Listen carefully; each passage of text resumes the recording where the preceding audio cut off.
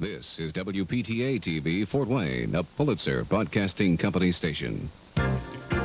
Your #1 news with Marti Wright, Keith Edwards, Greg Johans, and Jay Walker. Now, the latest from the 21 Alive newsroom. Good evening to you. With the presidential election 2 weeks away, the two candidates are devoting their time to the states where it matters most, those with large electoral votes. Republican George Bush spent the day in Ohio, a state he has visited 6 times since mid-August, making campaign stops in Lima, Akron, and Columbus. Bush denied claims from the Democrats that he lied about Dukakis's record. And because he was trying to run away from his record, I have factually pointed out where he stands on the record, and I am not going to be deterred. Bush says Dukakis is trying to recharge his ailing campaign by making increasing appeals to class conflict. Dukakis focused his campaigning in the state with the most voters, California. The Democrat talked again of a Bush television commercial showing Dukakis riding in an army tank. Dukakis says the commercial is full of misstatements and falsehood and says the Democrats are for a strong defense. Now we got a tank ad. This ad talks about my being against every major weapon systems. That's nonsense. We need a strong and credible nuclear deterrent. We need strong conventional forces. We're going to be militarily strong. And by the way, Dukakis will join Ted Koppel for an expanded version of ABC's Nightline immediately following our newscast.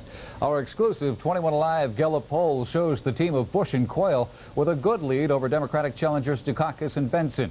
Our poll of 1,200 people nationwide finds the Republican team with a 50 to 40% edge over Dukakis-Benson. The real interesting point is how few Democrats believe Dukakis will pull out a victory November 8th. Our poll finds only 25% of the Democrats believing the Massachusetts governor will make it to the White House. Meantime, 9 out of 10 Republicans see a Bush victory. Overall, 68% of those surveyed feel George Bush will become the next president. The person behind the candidate. Today in Jay County schools, students got a chance to meet a couple of candidates for Congress. Bill Long and Dan Coates talked to the students in a relatively non-political forum. They shared some feelings about the Congress and how they feel about the political process. Dan Quayle's father, James, told the young people how his son's nomination to be vice president has affected his family. You see them on TV and it's like they're there and you don't, it's like big deal, they're on TV, but you come here and you know they're real people. And today they were talking about the children and how much they appreciate their support, and I think that's really neat. The candidates also said they enjoyed the program. They say it's kind of nice, although hard, to speak without being somewhat political. In Washington today, President Reagan signed a bill into law creating the newest addition to the cabinet. The Veterans Administration will soon become the Department of Veterans Affairs. It will become the 14th cabinet-level agency beginning next March. This bill gives those who have borne America's battles, who defended the borders of freedom, who protected our nation's security in war and in peace, it gives them what they've deserved for so long, a seat at the table in our national affairs. President Reagan has often opposed bigger government, and critics say creating the new department is an election year ploy to court the veterans' vote. Reagan denied the charge, saying this is a way the nation can show gratitude to those who've served in uniform. A major civil rights decision reached today in Atlanta. The Ku Klux Klan and 12 individuals must pay a total of about $1 million to 53 civil rights activists. The activists were pelted with rocks and bottles during a march in Forsyth County, Georgia, back in January of 1987. The jury reached its decision in early October, but the judge in the case ordered it sealed when one of the organizers of the march wanted to drop the lawsuit. The long-awaited Frank Hopkins trial is nearing. The interviewing process for jury selection continued as lawyers and Judge Tom Ryan finished the first panel of 350 prospective jurists. Circuit Court Administrator Gail Ort says the court will collect a second and third panel over the next few days. After that, all candidates will go through the normal jury selection process. The jury should be seated by week's end. The federal government got off its bureaucracy tonight and announced it would begin cleanup at C&M Plating in Roanoke. Residents have been after state and federal agencies to clean up the site since a toxic leak forced residents from their homes back in July. The EPA has been negotiating with the owners of C&M to clean up the site without success. The bill will be picked up by the agency's Superfund. The government can try to recover those costs in court from the owners of the plant. Cleanup begins tomorrow at noon. Long lines and short supplies. It's the focus of tonight's segment of our Life in the USSR series. And parts of one of Fort Wayne's oldest churches went on the auction block today.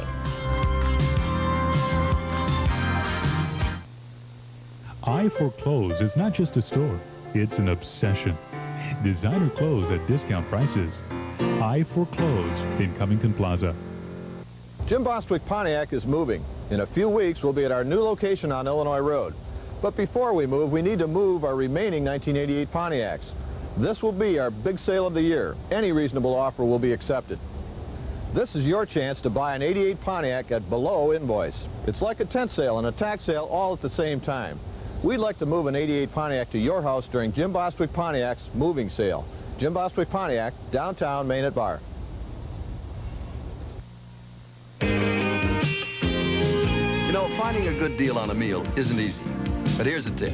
Just stop by Dairy Queen and ask for the original full meal deal. You get a delicious DQ home-style burger, crisp golden fries, your favorite soft drink, and a sundae. It's the best deal in town. All for under $2. The full meal deal only at Dairy Queen. An American original. Go Krogering for USDA choice grain-fed beef. Feast your eyes on its color. Listen to the sizzle. Imagine the taste. Fresh, tender, and full of flavor. The better choice. Guaranteed every time. This week, save on USDA choice grain-fed whole boneless sirloin tip. 9 to 11-pound average, just $1.49 a pound. Sliced free. Limit 1. Kroger USDA choice grain-fed beef. Go Krogering and feel the difference. The possible demolition of one of Fort Wayne's oldest historic churches is a giant step closer to reality tonight. Although property owners are not confirming that the downtown church will be demolished, 21 Alive's Elizabeth Nulf reports everything, including the windows, was auctioned off today. And with that, the front stained glass window of this Gothic church on Washington and Webster Streets is auctioned off. Inside, nearly everything is on the auction block, from the carpeting to the lights. 10 of the stained glass windows went to one bidder who paid $175 a piece for them. The front door and casement went for $95, the pews for $220 a piece. One bidder bought all 28 of them. They'll be placed in the new Holy Scripture Lutheran Church near Waynedale, which is under construction. This church was originally St. John's German Church, then became St. John's Evangelical and Reform, then St. John's United Church. 5 years ago, that congregation outgrew it and moved farther south. They sold it to Grace Bible Church, which couldn't keep up with the payments. Grace Bible then sold the building to investors who are still trying to save the church from the wrecking ball. I probably felt more responsible having to sell it 5 years ago than they do in terms of responsible for the fact that it's going to come down now. A great deal of them, I think, if they could keep it from going down, would, but they just, they don't have the resources to do that. One of the last items to be auctioned off is the church's cross. Grace St. John's wanted it, and Grace St. John's got it. It completes their transition from the old church to the new, and it completes the newer church itself. If indeed this old historic church is demolished, those who are saddened might take comfort in the fact that much of what comprised this church will be parts of at least 4 other local churches. Elizabeth Nulf, 21 Alive. Political observers are watching Moscow these days as turmoil continues in the Soviet Union. Mikhail Gorbachev is fighting the Russian bureaucracy to reform an economy crippled by shortages. As we continue our exclusive series on life in the USSR, reporter Linda Cavanaugh talks to some angry Soviet shoppers who are fed up with long lines and empty promises. Shoes. They're something most of us take for granted, but the Soviets do not. In the Soviet Union, shoes are like many other basic consumer goods. They're in very short supply. State-owned stores simply can't keep up with the demand for consumer products, and many Soviet shoppers are angry about the poor selection and high prices. You're filming. I want to show you these products. The price of sugar is outrageous. And shoes. I would like some decent shoes. I can't buy decent shoes. It's always come back tomorrow. I'm furious. Another aggravation for Soviet shoppers are the long lines for food. These Moscow residents are waiting in line to buy a melon. Limit, 1 each. But the longest lines in Moscow can be found in front of the liquor stores. Lines are sometimes several blocks long. Alcoholism is rampant in the country, and the government's embarrassed by it. Now, Gorbachev has made some changes in the liquor laws. As it stands now, they can only buy liquor from 2 to 8 o'clock. And in addition, they are limited to 2 bottles of vodka. Soviet shoppers face limits in the supermarkets as well. For instance, butter is strictly rationed. This man with his white slip of paper gets his limit of butter for the day. And many food staples are costly.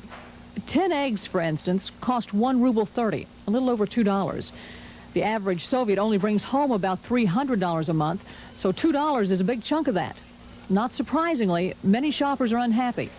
I want to tell you about this store. In general, we don't have vegetables or fruit. Quantities are always short, and we usually don't have meat.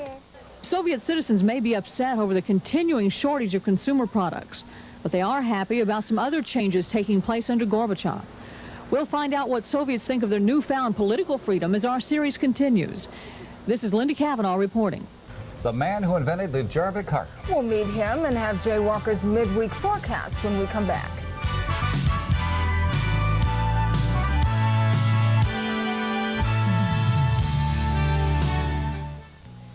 Say no to high prices. Say yes to Scott's. Save on lean and tender whole pork loin at just 98 cents a pound. Your satisfaction is guaranteed or double your money back.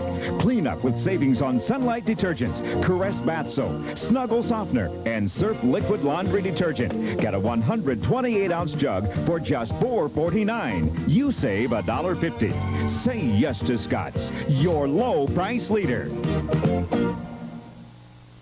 It's something you feel good about. It shows in the air. And now Ford Credit's Red Carpet Lease Plan can show qualified lessees how affordable a new car can be.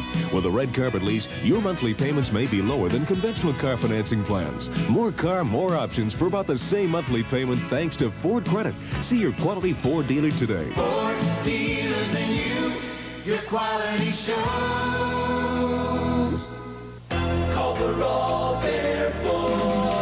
Before you do battle with cold weather and high fuel bills, call in the Rolf Air Force. Turn on the Carrier Weathermaker Infinity gas furnace and save all winter long. Right now, when you purchase a new Weathermaker Infinity furnace from Rolf, you make no payment or pay no interest till April 1989. Rolf and Carrier, we're not comfortable till you're comfortable. Before you battle the chill of winter, call the Rolf Air Force, #1 in comfort since we first took off.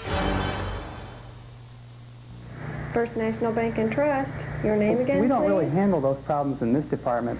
Are you sure you have an account with us? I'm not able to find Well, it. I'm afraid he's not in today, but if In you could dealing call with back large tomorrow. banks, do you sometimes get the feeling your small account is not that important and that you're getting a runaround? At Grable Bank, we soon get to know you, and you get to know us. That's important to both of us. We're fast, we're efficient, and above all, we're friendly. Come in and get to know us. It won't take long. Grable Bank in Grable, Indiana.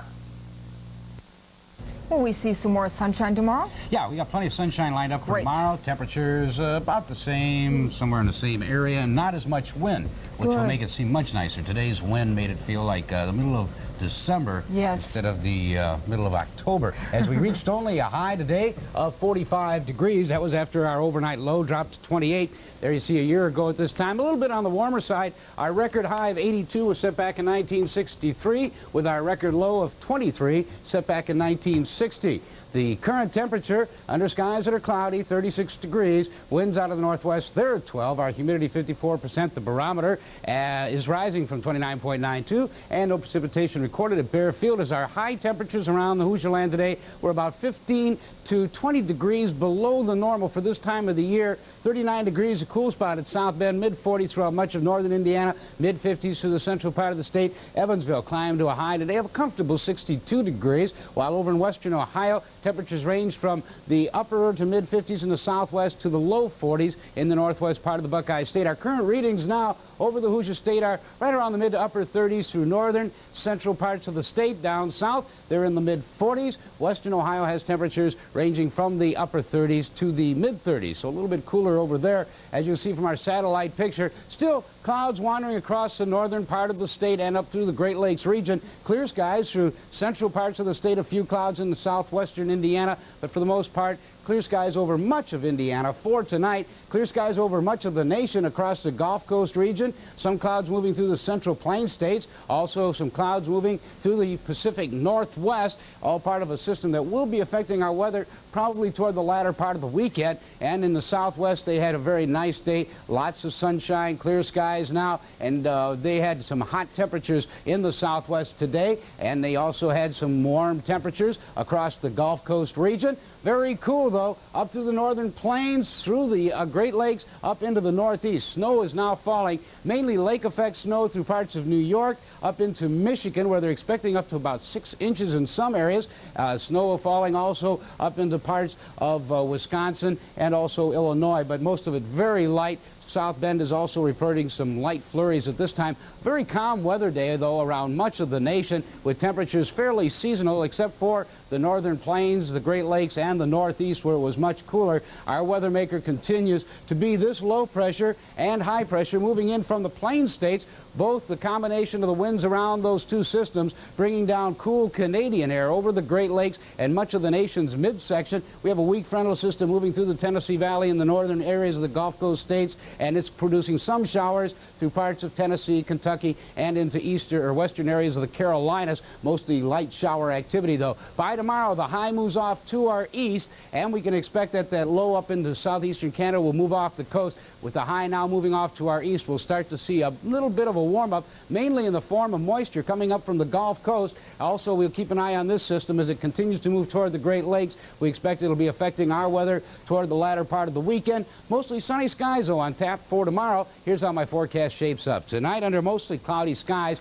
look for a low of about 26. Then tomorrow, promises to be a sunny day. High, though, about 47 degrees. Now, that's pretty well below the normal, which is right around the 60-degree mark for this time of the season. Tomorrow night, look for fair skies with a low of 35, while Thursday, we'll serve up partly sunny skies with a high of 56. Almost 60. Nice. Maybe we'll make it to 60.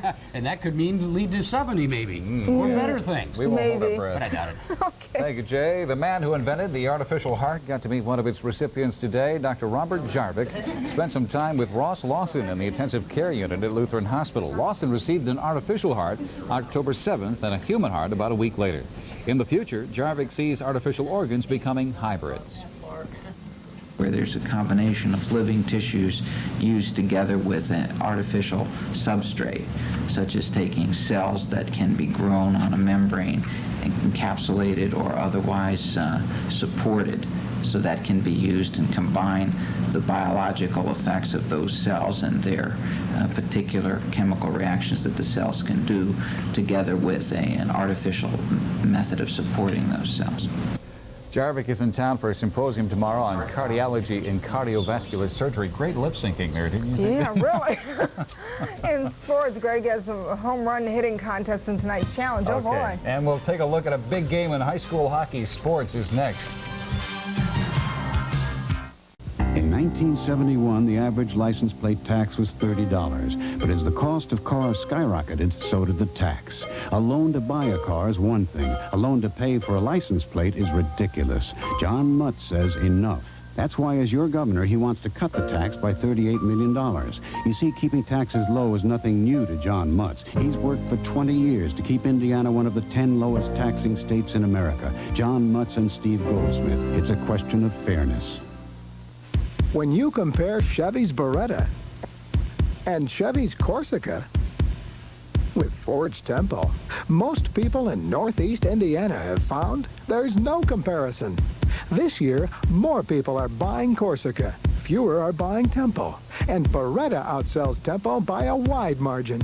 So, if you're going to make meaningful comparisons, compare them to each other at your hometown Northeast Indiana Chevy dealer. The best news in town is getting even better. First, Entertainment Tonight is moving back to early evenings to kick off 2 hours of news and information on 21 Alive. Catch E.T., the premier entertainment news program, every weeknight at 5 following Oprah. Then at 5:30, don't miss USA Today, the television show, the most innovative half hour of information. Next, get the latest from Fort Wayne's leading news team and the 21 Alive newsroom at 6, followed by ABC World News Tonight with Peter Jennings. Check out the best news in town starting Monday on 21 Alive.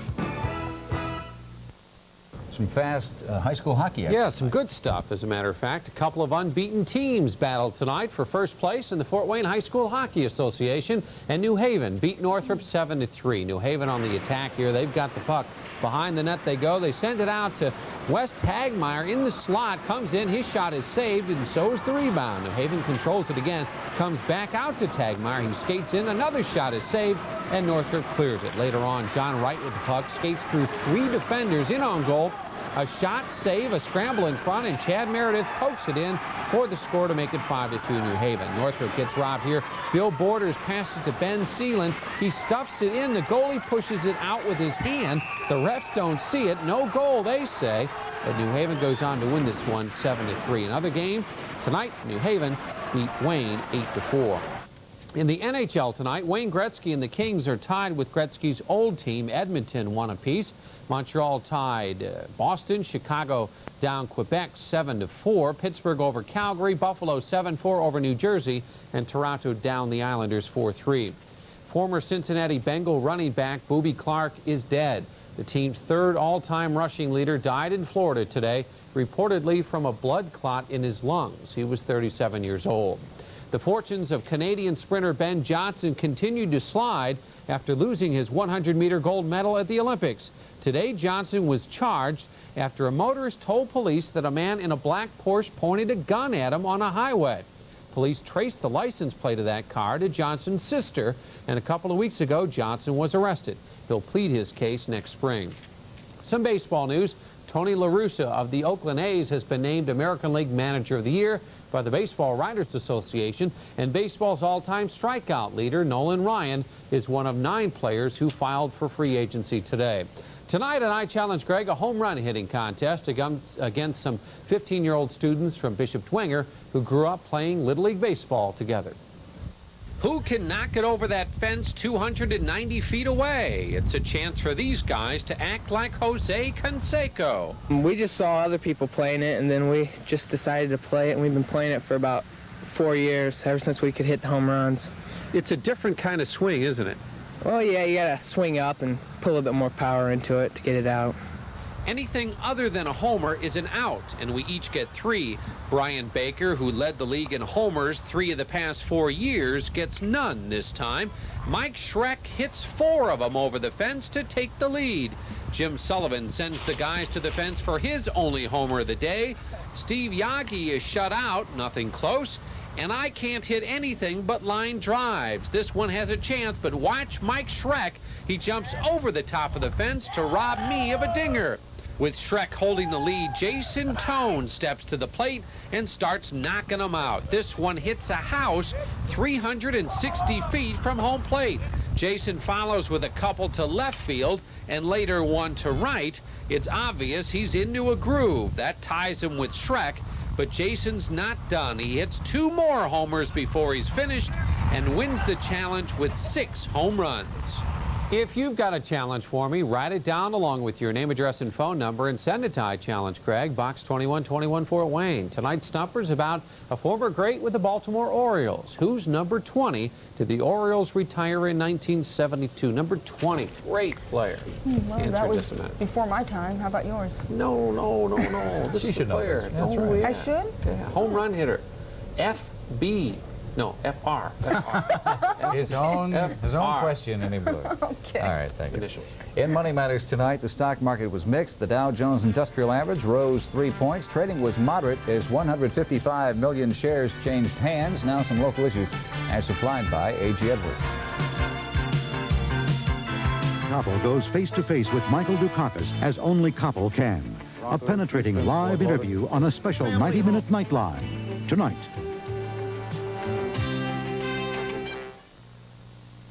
Senator Dick Lugar is putting the federal government to the test. For 10 years, Dick Lugar led the fight for comprehensive pesticide legislation. And this year, he won. He wrote the bill that now requires our government to prove that over 600 pesticide ingredients being used today are safe for our farmers, our food, and our environment. Dick Lugar won't let anyone take your family's health for granted.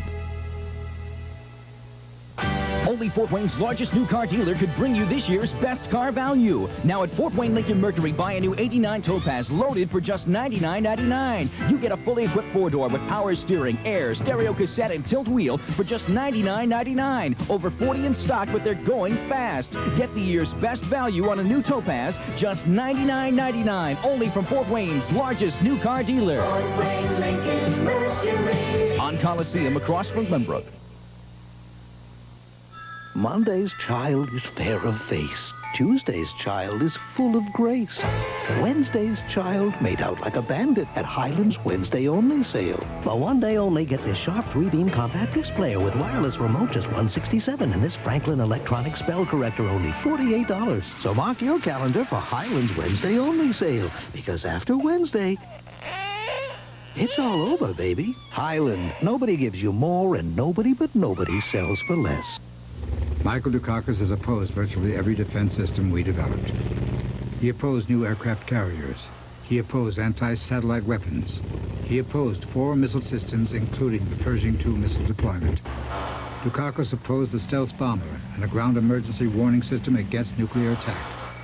He even criticized our rescue mission to Grenada and our strike on Libya. And now he wants to be our commander-in-chief. America can't afford that risk. Well, we will see a slight warm-up in temperatures, but we won't even get close to the norms for this time of the season. As our extended outlook shows, we'll have another cool down. As we head into the weekend, we'll finish the week with a chance to showers Friday and a high of 56. Temperatures falling off into the mid-40s by the beginning of the weekend, with skies will be partly cloudy. Greg? All right, Jay, the answer tonight's sports stumper, the Baltimore Orioles retired Frank Robinson's number 20 back in 1972.